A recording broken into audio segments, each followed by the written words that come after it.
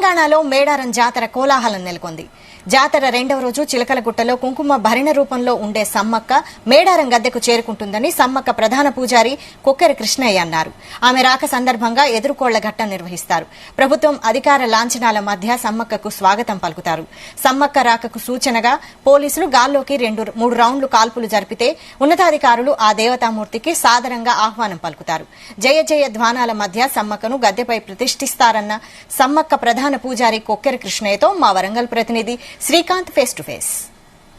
తెలంగాణ కుంభమేళ మేడారం సమ్మక్క సారలమ్మ జాతరకైతే ఇంకా కొద్ది రోజుల సమయం ఉంది. ఈ నేపథ్యంలో కూడా పెద్ద సంఖ్యలో కూడా అమ్మవారిని దర్శించేందుకు పెద్ద సంఖ్యలో భక్తులు అయితే వస్తున్నారని చెప్పొచ్చు. మరి ఇంకొక 4 రోజుల సమయం ఉండటంతో కూడా ఇక్కడ ఉన్నటువంటి మండ మెలిగే పండుగ, అదేవిధంగా గుడి మెలిగే పండుగను కూడా అన్ని కార్యక్రమాలు అయితే ఇప్పటికే సిద్ధం చేశారని చెప్పొచ్చు. ఈ క్రమంలో మనం ప్రస్తుతం ఉన్నటువంటి మేడారం గ్రామంలో ఉన్నటువంటి సమ్మక్క దేవాలయం వద్ద ఉన్నాం.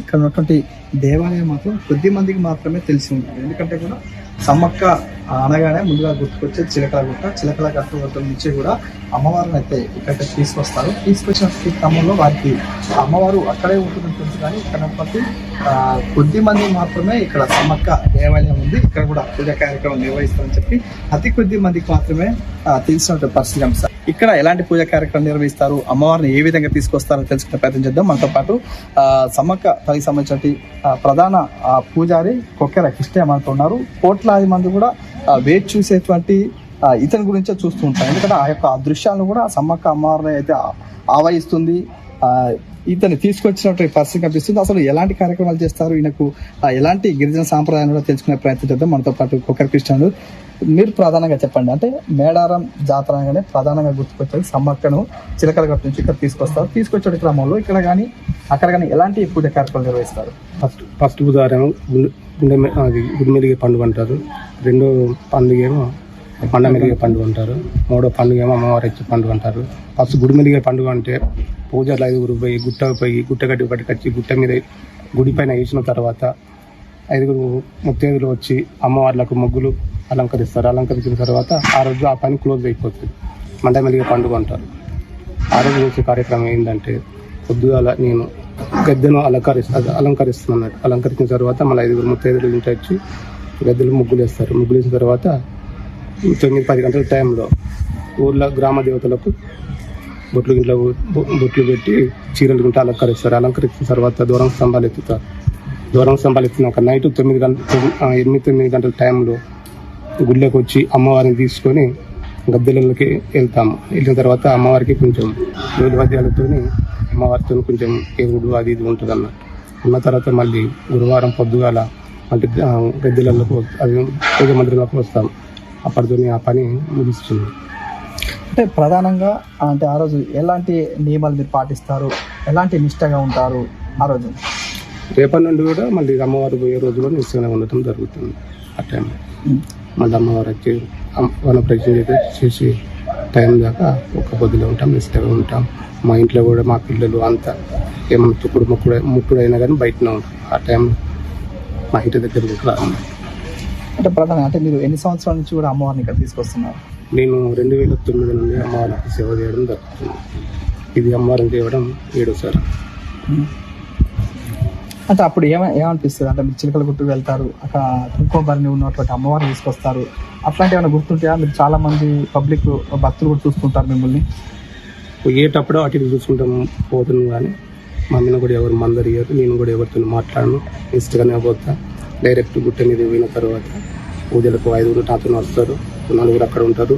కొంచెం ఒక దూరంలో అమ్మది కొంచెం సొరంగంలాగా ఉంటుంది, అందులో పూజలకు వెళ్తాను. పూజలు చేయడానికి ఎట్లా 2 గంటలు టైం పడుతుంది.